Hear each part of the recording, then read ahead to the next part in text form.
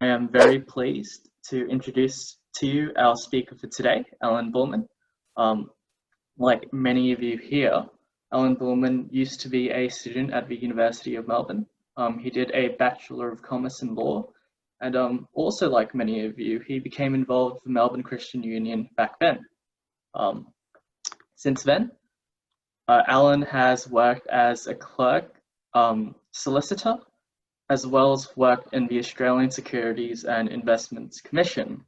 You can tell me this, by the way, I am stalking his LinkedIn. But anyway, today, Allan is the director of Takeovers Panel Australia, which is involved in regulating some corporate transactions, I believe.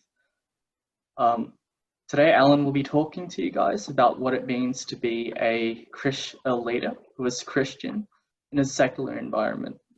So I think that's one that's very interesting and applicable to basically every single one of us here. Right then, I think I'll pray first and then I'll be handing it off to Allan. Dear Father in heaven, thank you for gathering us here today to be able to learn about things, discuss topics that are important, that are worth sharing,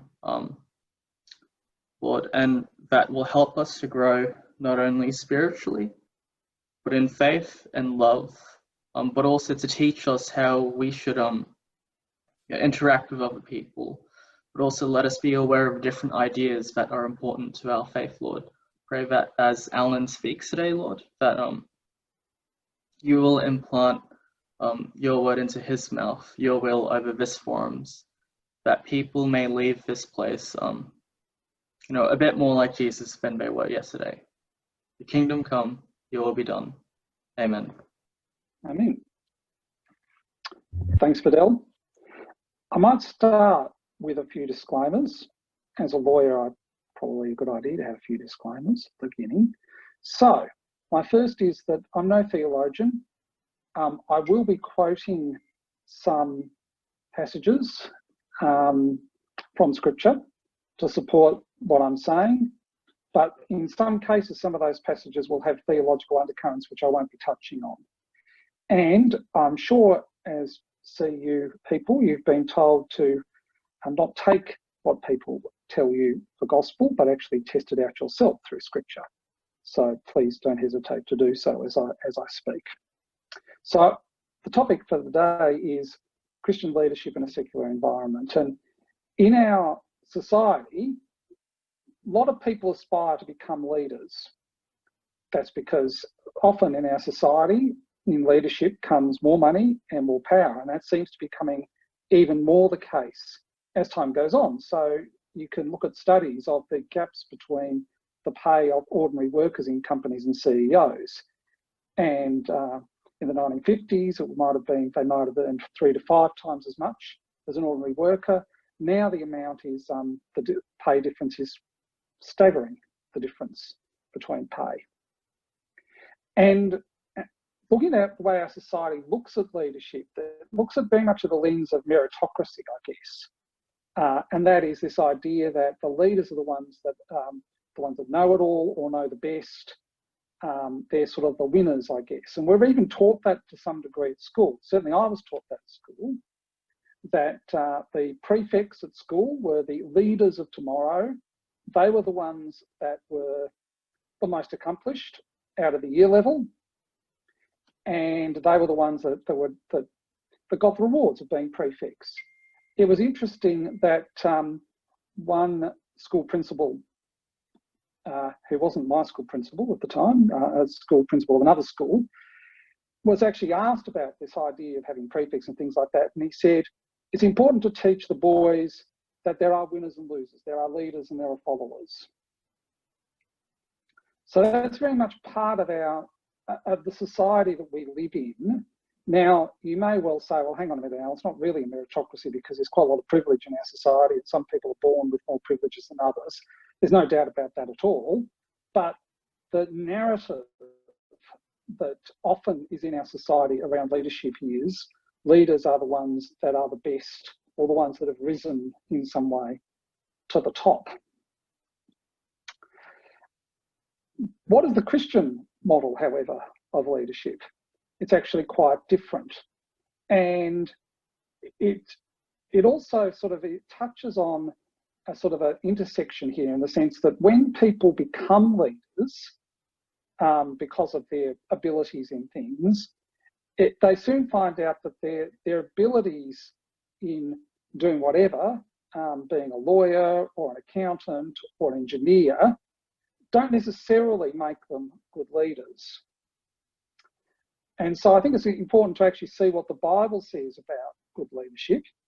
And what I'm about to actually say is that, in fact, quite a lot of secular commentators and secular people in business schools are actually beginning to say similar things. So it's somewhat ironic, in a sense, that in society that seems to be moving more and more away from Christianity, a lot of the business schools, in fact, when they're looking at issues like leadership, are actually getting closer to Christian ideas and Christian concepts.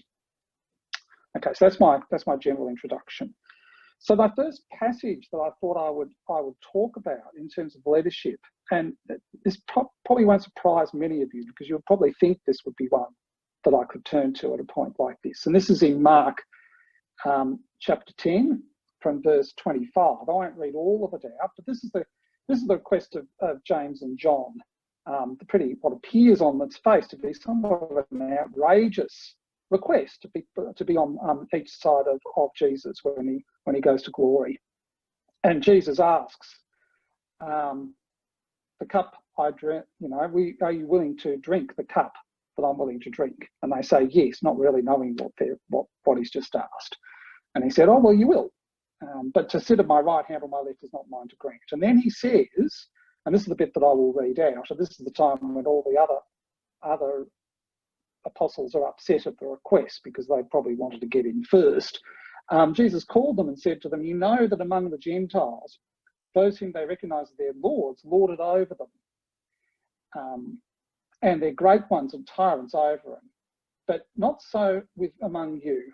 For whoever wishes to become great among you must be your servant, and whoever wishes to be first among you must be a slave to all. For the Son of Man came not to be served, but to serve, and to give his life as a ransom for many. It's a very famous passage, of course, but it's pointing, what I want to get out of it, other than just the general theological aspects of what Jesus is saying, which is pointing to the cross, is that he's saying that to be a leader actually involves self-sacrifice. It involves serving people. Peter Leslie, who's a AFS staff worker at La Trobe, once put it to me that what Jesus is saying here is it's not a hierarchy, it's a lowerarchy. It's where the leaders are actually serving those that are led. And it reminds me of another passage, which I think is kind of an important one. It's actually one of my favourites, so I'm being a bit naughty by mentioning one of my favourite Bible passages. But from Philippians chapter 2, where it just talks about Jesus, that who though he was in the form of God, did not regard equality with God as something to be exploited, but he emptied himself, taking the form of a slave, being born in human likeness, and so it goes on in that passage. So the example of Jesus, and it's not just, I'm not implying Jesus necessarily meek and mild, because in many respects he wasn't meek and mild in his leadership, but the example to us is someone who serves, not necessarily someone who lords it over people. So the Gentile model of leadership was, of course, the reverse. It wasn't always meritocracy either. It was often because people became leaders because of birth or circumstance or class or something like that. And you can actually see that in the Old Testament. I'm reminded very much when thinking about leadership in the Old Testament of the time when the Israelites actually asked God through Samuel for a king. And they said, we want to be like all the other nations. We want a king. You're not good enough for us, and your sons are being a bit annoying, so we want a king. And God said to Samuel, don't worry, they're not rejecting you, they're actually rejecting me. And through Samuel, God warned them that if they get a king, then that king will tax them, will make them effectively his slaves, and take all the best of their produce. And even despite that, they said, no, we want a leader, we want a king. Now, I think there was some level of prophecy about that. You only go to their great-grandchildren, and they're at a point, at that point where King Solomon has passed away, and you've got Rehoboam.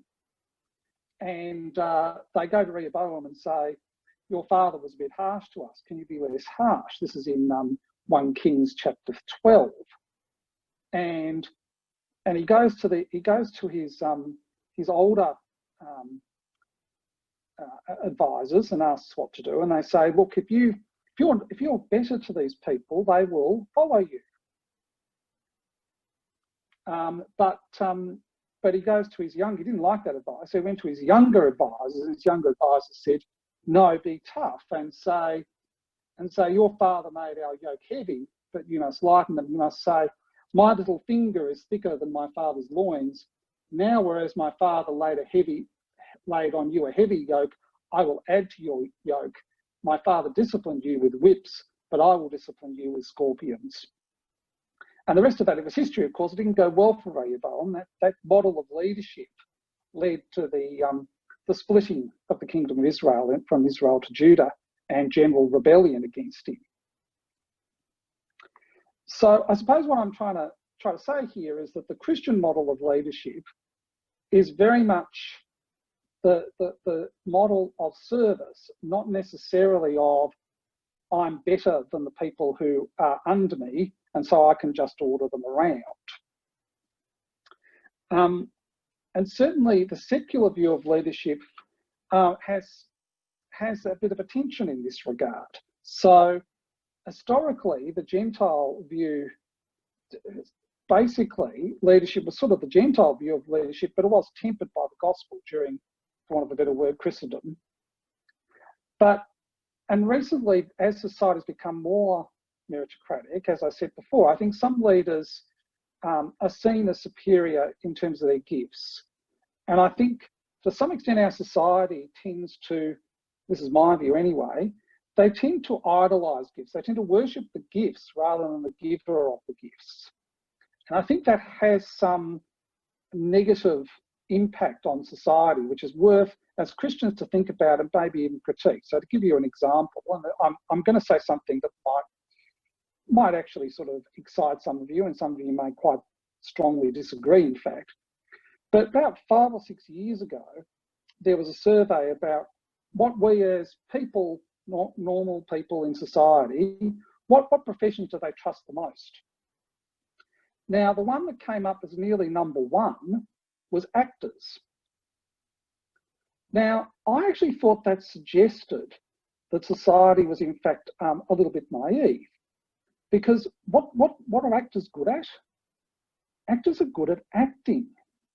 So the idea that we trust actors, just putting aside what actors are like, and there's some amazing actors out there who are doing a great job. I'm not actually having a go at actors for being actors, but the idea that for some reason or other we idolise actors seems to me to point something somewhat odd about society. And I think it goes generally around gifts. We tend to idolise gifted people, whether it's in sport or academia or science, and not necessarily worship the giver of the gifts, which is God himself. And I think sometimes that can actually lead in leadership to an element of arrogance, either consciously or subconsciously, that can be actually quite damaging in leading, whether it be in church or whether it be in the secular workplace.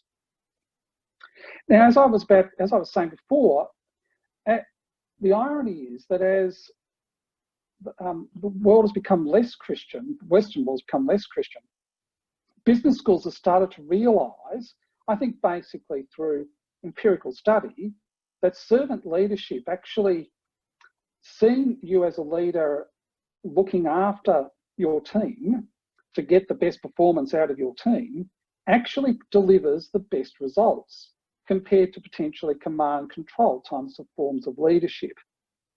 So I think it's interesting that not only does the gospel suggest the best form of leadership is leadership from service, empirical studies in the secular world actually support that and are actually suggesting that form of leadership is the best form of leadership. I've recently done some leadership studies at one of the top business schools in the world called INSEAD, which is in France and Singapore. And I've been very fortunate to be able to do this course because this course has been online. So I've been able to do an online course with all sorts of people all around the world. But in that course, they actually talked about forms of leadership called fair process leadership model that actually involved consultation with staff, listening to staff, and getting good ideas from staff, and then being able to move forward as a leader in that. And in many respects, those learnings resonate from the learnings that Jesus has done through the gospel. So there's one of those rare moments where, in fact, the secular world and the Christian world have some levels of similarity. Now, I thought I'd also now turn to a little bit of a discussion of my career and how that has played out in my career, for good or ill, because I've made lots of mistakes in my career.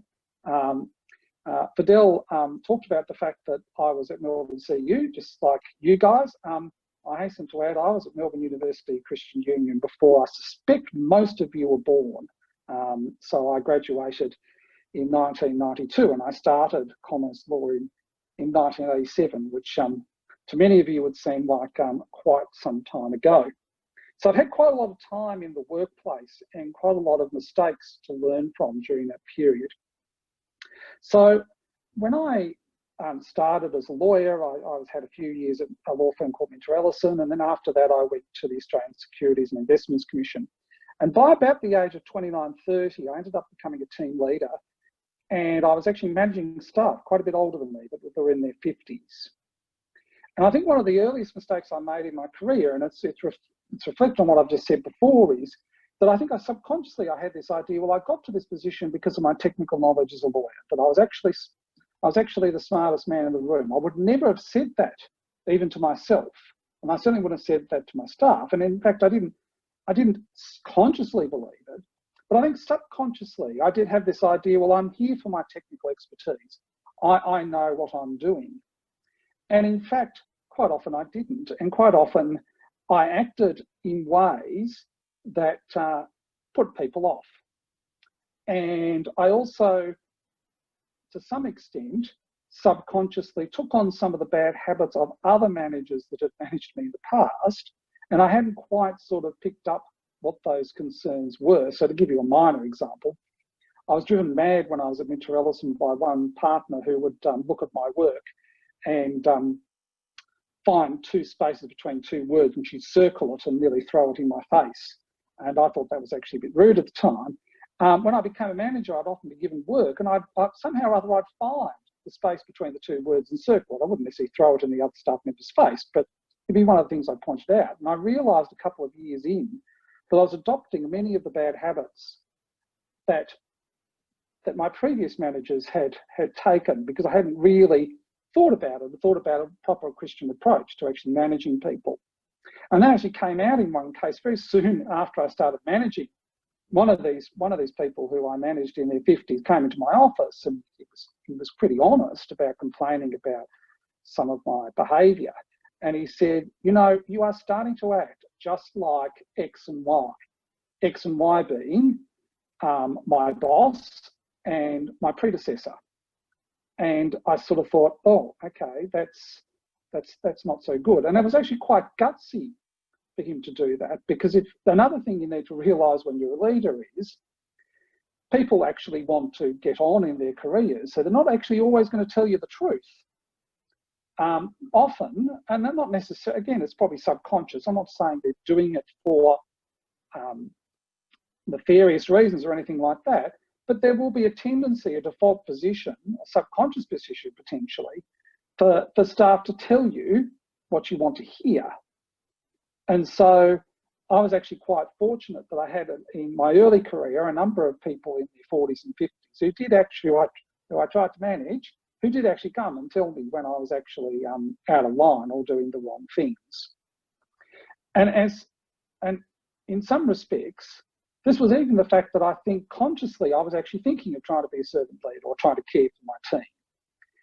But I think a statement by Tim Keller, I think, was quite important. And there's a book that he's written called The Art of Self-Forgetfulness, I think it's called, and it's quite a useful little book to read if you get your hands on it. But he makes the important point. Humility is so shy. If you've been talking about it, it leaves. And I think that's actually quite true, that you need to sort of stop thinking too much about yourself, even potentially thinking about what a good servant leader you are, but actually start being focused on the team that you have to lead and the team and the people that you need to look after. So I thought I'd now also turn to some good examples. I've given you some self-disclosure of all my failings.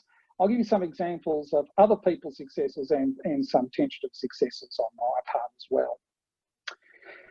So one example that I was told that actually resonated with me quite a lot, and I think it is an issue that I try to do as well in the workplace, is that when something goes wrong, if you're the leader, you probably should actually, to some extent, think about taking the blame for that mistake rather than blaming somebody below you. And there's one example which I heard of someone that was an incredibly powerful Christian message where somebody junior did make quite a big mistake, but the senior person actually took the responsibility for that. And she said, "Why did you do that?" And this person said, "Well, I'm actually at the end of my career. You're at the start, and I think it's appropriate in these circumstances as a leader to take responsibility for that mistake, even though it wasn't mine, it was yours." And that thing had an incredibly powerful Christian message to it, because he was a Christian and she knew he was a Christian. So I think that was a pretty impressive example. Another example that I can draw upon from a friend of mine, which I think was also very powerful, was that this friend of mine had just started a job in a very cutthroat company. The people who were running the company were fairly greedy, and it was a fairly cutthroat sort of environment. And they made a bad business decision, and that meant they couldn't actually keep quite a lot of staff, and so they had to actually let a whole lot of staff go.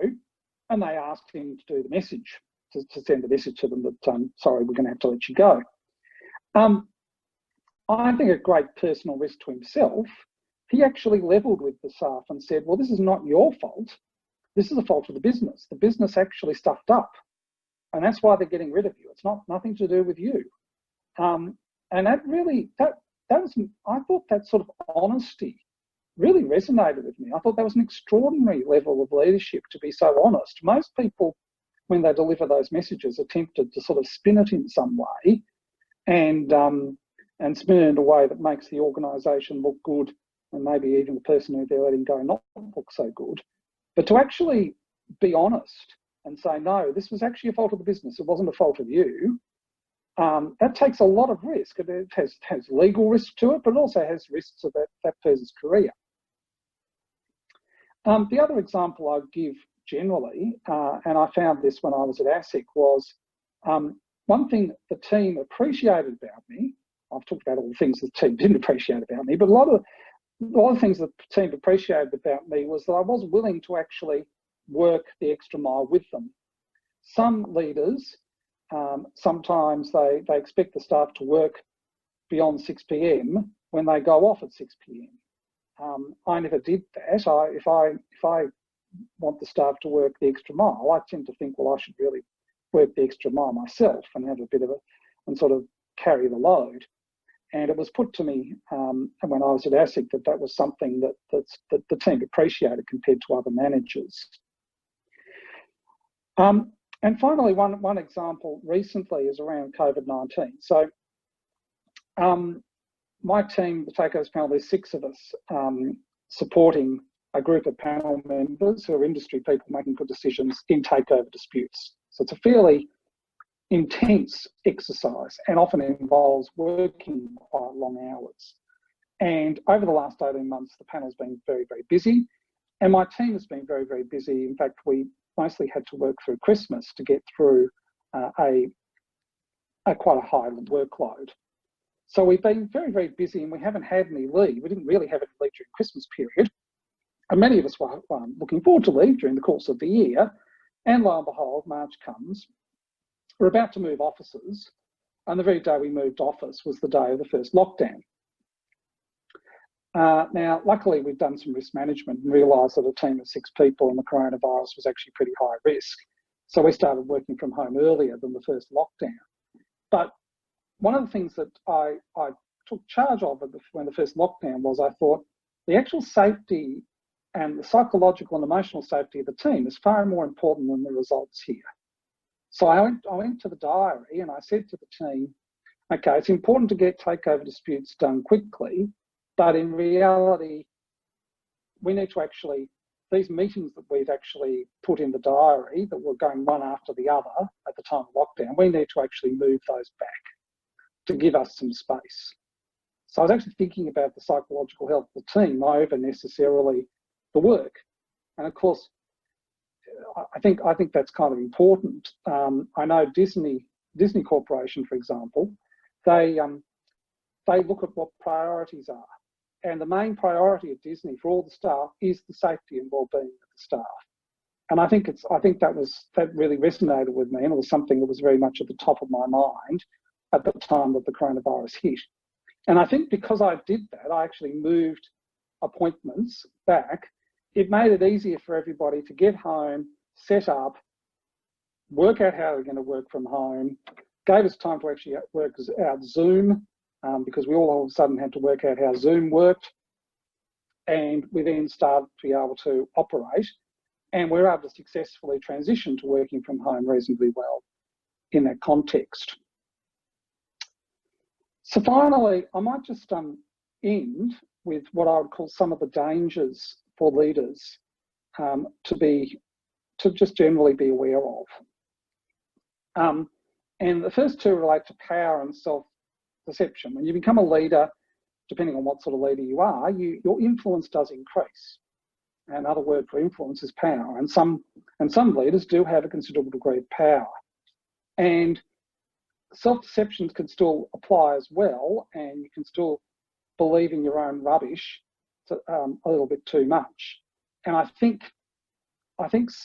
sometimes I've seen examples of people in positions of power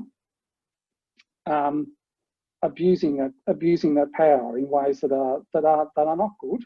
And you only have to read the newspapers and look at the Me Too movement and other examples in the business community of where people have abused their power in ways that are actually not good. And I think Satan is always at the door, and it's always possible to self-deceive and to start doing things and act in ways that are actually totally inappropriate. So we just need to be very careful about that. The second, of course, is greed, because leaders tend to, in our society, get paid more. There is always the issue of greed, and I would really counsel you all as you enter the workplace to be very alive to the issue of greed, because again, it's one of those things that you can very easily self-deceive on, and it's one of those things that I think you need to be very careful about. So I'll just close, I think, with a reading from Luke chapter 12 and the parable of the rich fool. So it starts with somebody saying, "Teacher, tell my brother to divide the family inheritance with me." And he said, "Friend, who set you to be the judge or arbiter over you, set me to be the judge or arbiter over you." He said, "Take care, be on your guard against all types of greed, for one's life does not consist in the abundance of possessions." And then he tells them a parable of the land of a rich man produced abundantly. And he thought to himself, "What should I do? For I have no place to store my crops." Then he said, "I will do this. I will pull down my barns and build larger ones. And there I will store all my grain and my goods. And I will say to my soul, Soul, you have ample goods laid up for many years. Relax, eat, drink, and be merry." But God said to him, "You fool, this very night your life will be demanded of you. And the things you have prepared, whose will they be?" And I think our society is almost bound up in greed. People there's studies that have shown that people are very, very concerned about how much they have versus others. And also there's been some recent studies that actually support the issue that greed is a problem. So there's been a recent study that shows that people overinvest in their careers for money and underinvest in family, when in fact, many ways family, from a secular sense, can actually make people happier than money.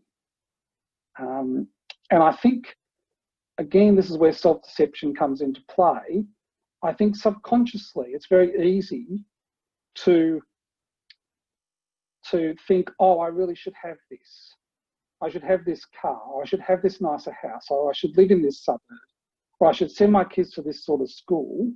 All those things may be fine, mind you.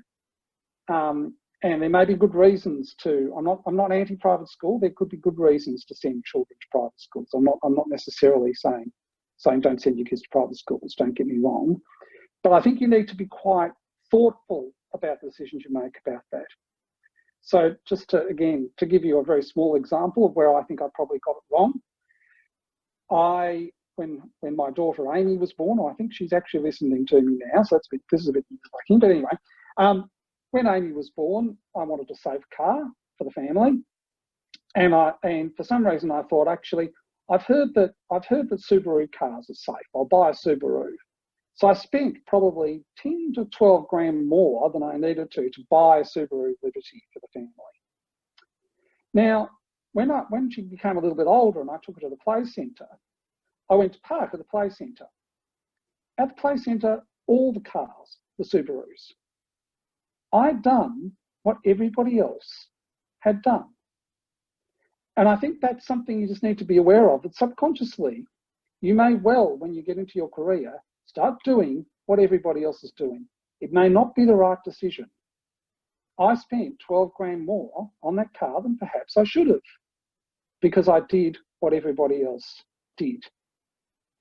Looking from the other perspective, and I'll close with this actually, looking from the other perspective, in some respects, because of family situations, which I won't bore you with, I ended up living in a suburb in the Bentley East McKinnon area. Now, in theory, I could have potentially have decided for the family to live in a more salubrious suburb. But praise God, I didn't really. Because in many respects, living in the suburbs that I live in now, I'm not living with people who are necessarily wealthier than me. So I'm not constantly thinking, oh, that person's got a better car than me, or that person's done this thing.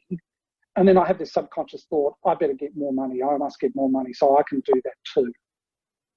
And I think in some ways I kind of praise God that somehow or another, because of particular circumstances, I fell into being in this part of Melbourne rather than arguably a more salubrious part of Melbourne. And in that respect as well, I had the advantage to be able to send Amy to a state school rather than a private school. And that is, again, I suppose one of the issues, an ethical issue. If you overcommit to mortgages and private schools and things like that, and you then get an ethical dilemma in your workplace, how are you going to deal with it? Can you walk away? And if you've overcommitted, you may not be able to walk away. And on that note, I'll finish there and open up to any questions that people may have. I've noticed people might be asking questions on the chat. So if you can just give me a little bit of a sec to read that. Someone might want to ask me a question actually just on the line while I look at a question on the chat. I'd like to make a quick disclaimer. So we are recording this meeting. If you won't like to have your question publicly available, you can private message me or Allan, and we can speak it out.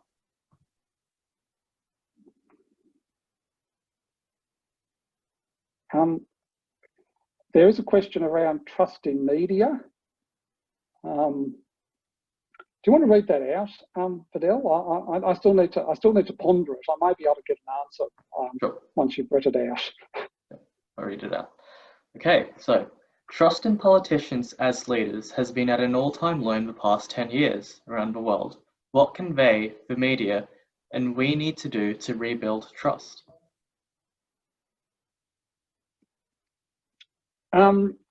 Okay, so this is not really about leadership. My answer is not really about leadership.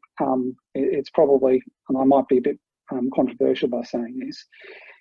I think it's incumbent on all of us as citizens, and particularly Christian citizens, to be able to be well read, particularly Christian citizens with university degrees and going to university, to be well read and not dig yourself into such an ideological trench that you can't see the other side of the argument.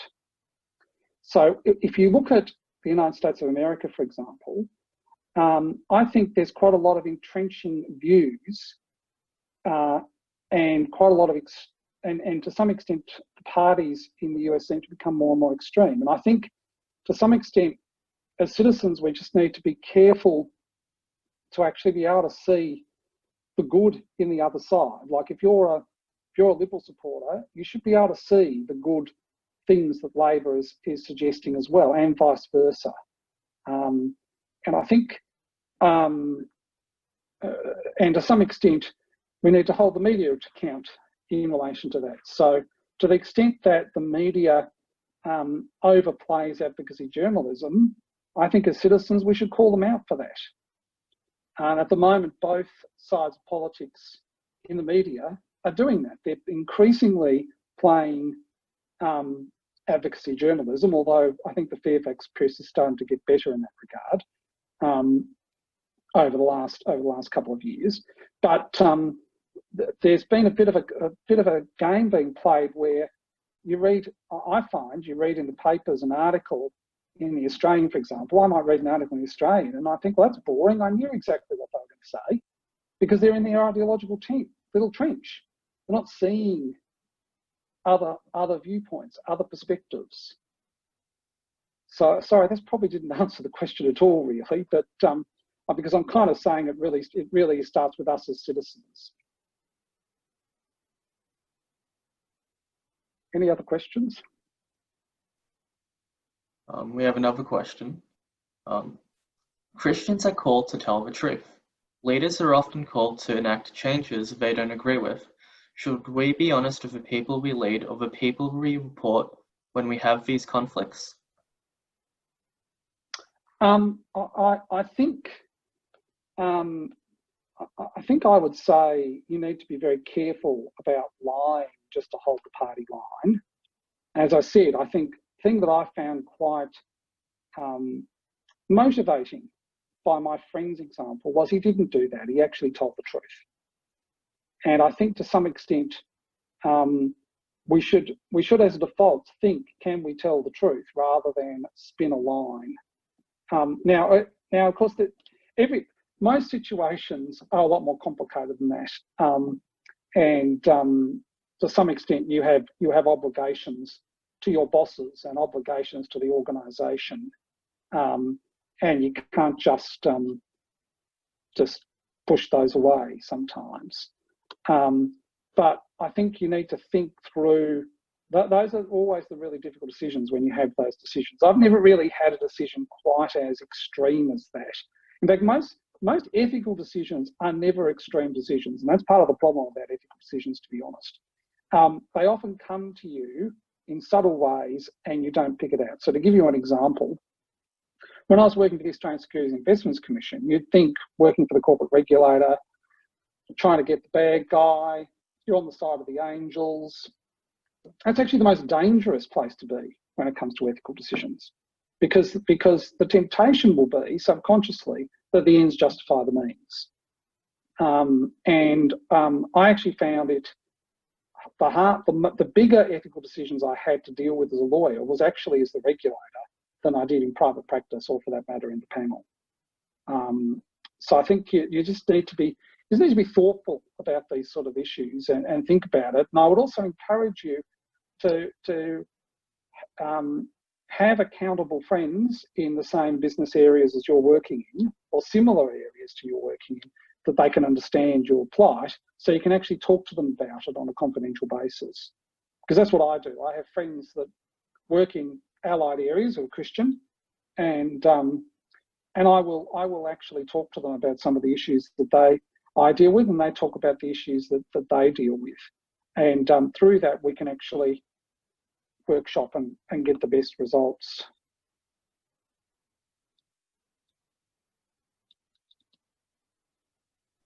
Anything else, Fidel? Okay, yep, another one.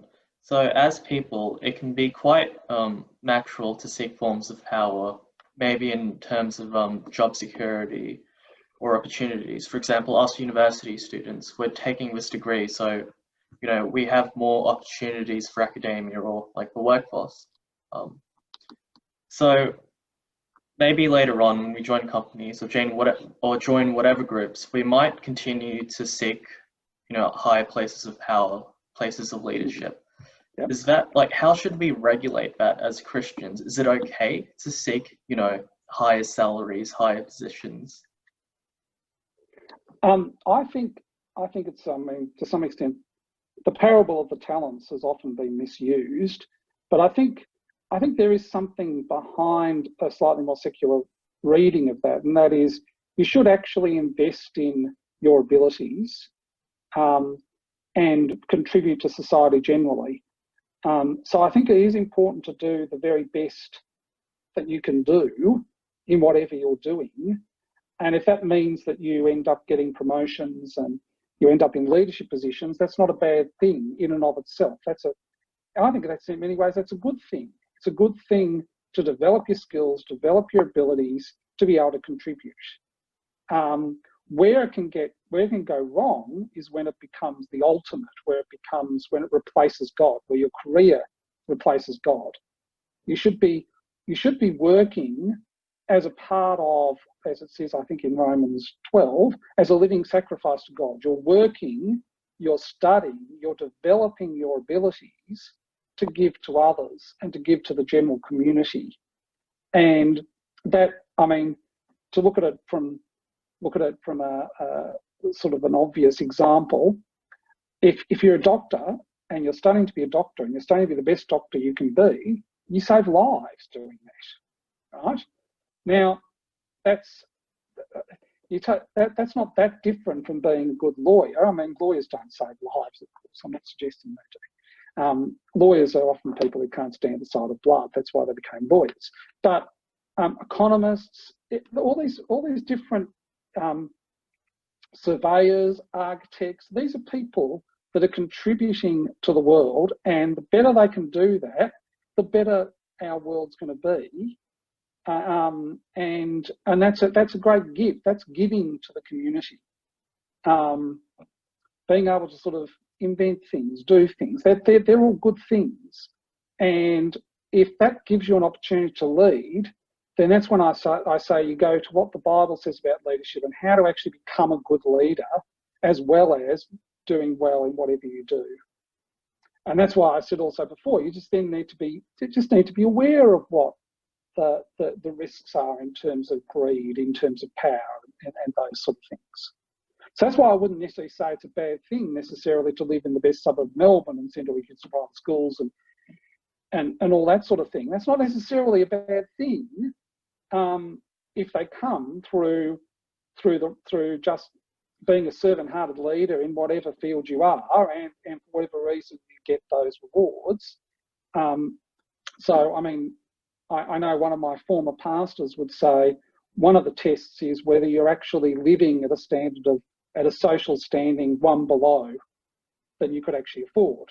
Because most people tempted to actually have a standard of living that's one step ahead of what they're actually earning, and they end up in quite a bit of debt. He was suggesting, well, one sort of cross check is, are you actually living a little bit below your means, so that you can give more, you can tithe, but also you're not likely to get yourself caught up in greed or power or those sort of things. I've got about another 10 minutes, and then I've got to sign off. So, thank you. Does anybody else want to ask a question? I've got a question. So I've heard the claim that leaders who are too kind, particularly in politics, but also generally, become weak, and that those leaders are replaced by the ones who are more cutthroat and are more willing to, take advantage of others' weaknesses for their own benefit. Do you agree with that assessment of leadership, both like leadership among Christians, so in the church and stuff, but also leadership in general? No. I think the short answer is no. When I say servant leadership, as I say, Jesus was not necessarily meek and mild, right? And as leaders, sometimes you need to be tough for whatever reason, but you need to be quite, you need to know what you're doing in being tough, I think. You need to think it through and not necessarily just become someone who just flies off the handle and has emotional hijinks every 5 minutes. So I think I'm not suggesting that that servant leadership is actually becoming a wimp. I'm not suggesting that. What I'm suggesting is that you need to strategically think about how to serve the people that are under you, and that doesn't always mean looking like the nice guy. Because I have seen examples of leaders who, in a hierarchy where there's leaders above them, I've seen leaders, because I've been in this situation. I've been a leader with people below me and then with people above me, and some of my peers would constantly think about managing up and sucking up, for want of a better word. That's probably not a very Christian expression. My apologies, but. So they do that, and they don't manage the staff at all, and they treat the staff badly. There is the reverse, however, where the middle manager becomes a little bit like the old expression would be shop steward. They become sort of like the champion of the team, the staff, and they almost set themselves against the managers above them. Well, that's not going to work either. It's kind of important to try to get some alignment between the two, serving your staff, but also your leaders the leaders above you are human beings made in the image of God as well. So that's kind of important as well. My experience of people who tend to sort of the sort of people who tend to sort of live for themselves and abuse their staff and stuff like that. They produce bad cultures, and bad cultures aren't really good for business, to be honest. So yes, they may look impressive at first, but people might go, "Oh wow, this guy's doing a great job." There's sort of, if you look at management theories, there's the Jack Welch idea in GE that you've got to be tough and sack the bottom 10% every year and that sort of thing. But in the end, those sort of people in the end are not respected. And if you actually read carefully the business pages of the major newspapers, they're littered with stories of people who had great meteoric rises early in their career as they tread on people as they went up a greasy pole, but they come a cropper. Many of them come a cropper later. So. Maybe we have time for one more, last one. So this question is someone who is a leader and wants to ask, since you have a legal background, how do you practice mercy and justice in the workplace with those under you? How do you manage others people's mistakes in the workplace? Is there any way it is different from your non-Christian colleagues? Well, the first thing I'd say is there's a thing called common grace, which means that a lot of non-Christians probably do it better than me in many respects. I think so there have been some examples where I've managed staff in ways where I've been caring towards them, and they've actually grown as a result of that and have performed better as a result of that. Where maybe other managers wouldn't do that as much, potentially.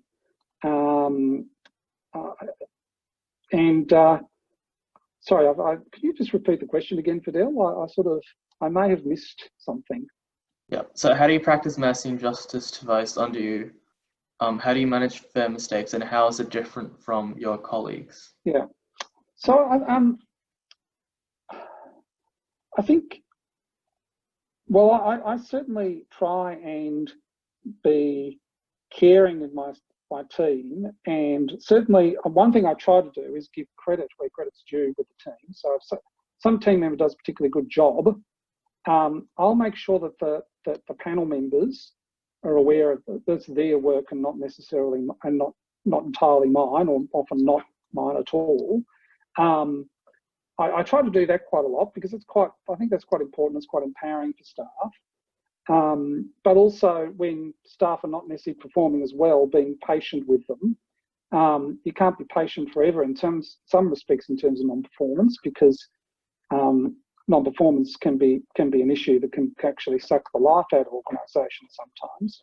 But equally, I think it's important to actually show some mercy when people are going through difficult times, or people are having troubles and things like that, and finding ways to sort of work beside them and try to develop them and coach them. It's a question of time, really. Are you putting in your time just for the results of whatever you're working for, or are you putting your time into investing in your team and caring about your team? And I mean, quite frankly, even from a secular perspective, that the latter actually does produce better results in the long run.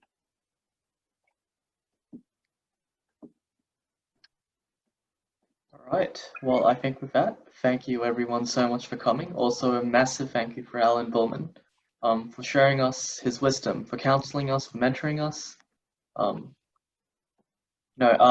So to remind everyone, we have a Christian Union. We have events every Monday, as well as Bible study groups. If you're more interested in that, I think if someone could share the link to our Facebook page in the description. Other than that, again, massive thank you for Allan. Hope you all have a good week. Thanks, everyone. Bye for now.